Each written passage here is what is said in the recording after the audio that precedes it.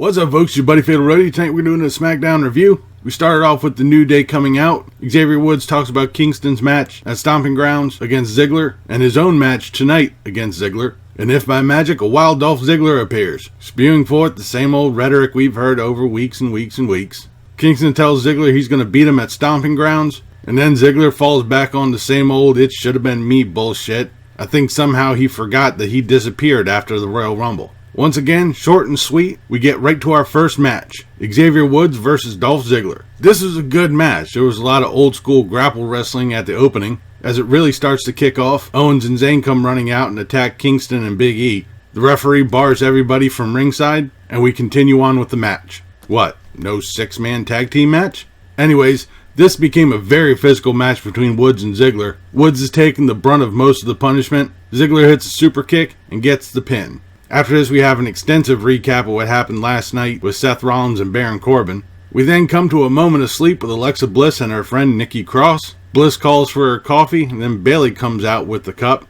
Bayley tells Nikki Cross that Alexa is using her and dares Alexa Bliss to say what she really thinks. Bayley and Bliss spit fire back and forth for a bit. This leads into them getting to a fight. Nikki Cross pulls off Bayley, and this distracts Bayley enough for Alexa Bliss to knock her down. We then have the B Team versus Heavy Machinery with Daniel Bryan and Eric Rowan at ringside. This was basically just a glorified squash match. Heavy Machinery won after the compactor. I honestly think this match would have been better off without the commentary of Daniel Bryan and Corey Graves. After the match, Seth Rollins runs in and attacks the B Team with a steel chair. I think we missed it in the backstage segment where Matt Hardy and Shelton Benjamin were talking to Baron Corbin about the ref position. We didn't see Rollins attacking them.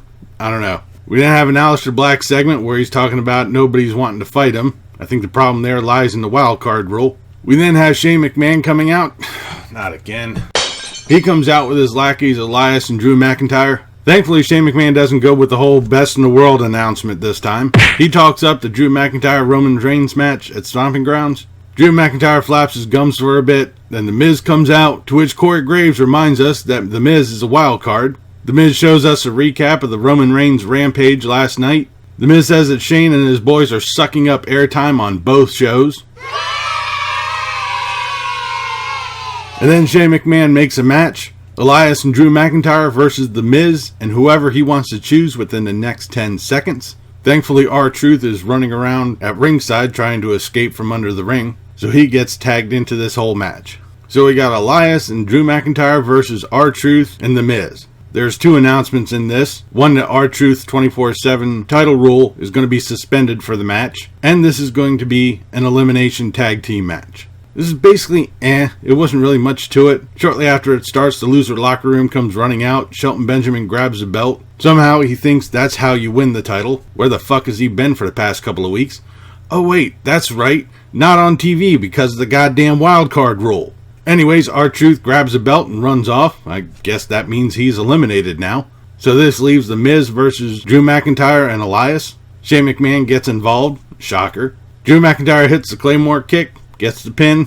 Like I said, match. We then have the rerun of last night's Firefly Funhouse. They seriously need to bring Bray Wyatt in. The Firefly Funhouse and Bray Wyatt right now are pretty much the best things that are happening between Raw and SmackDown.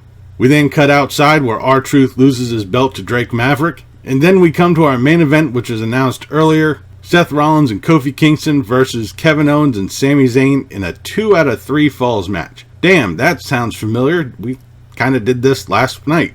Well, we got to kill time somewhere. Right as soon as the bell rings, Kofi Kingston hits the Trouble in Paradise on Sami Zayn, gets the first fall. And it wasn't too far later, Seth Rollins gets a stomp on Kevin Owens to catch the second one.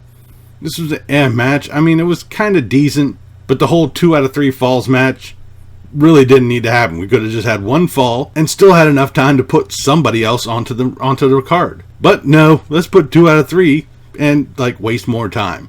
This was an alright SmackDown. It started off good. I liked the beginning, short, sweet, to the point, right into a match. And then we kind of started going downhill from there. Once again, sick of the whole Shane McMahon being on both shows. I totally agree with what The Miz said, that he's sucking up time from both brands. And I will continue to say the whole wild card thing is stupid. But that'll do it for this episode of SmackDown Review. Leave a comment down below what you thought of tonight's SmackDown and what you thought of this video. If you liked it, please give me a thumbs up. Don't forget to share and subscribe. I've been Fatalroadie. You've been awesome. Thank you very much for watching. And remember, if it's too loud, you're too old.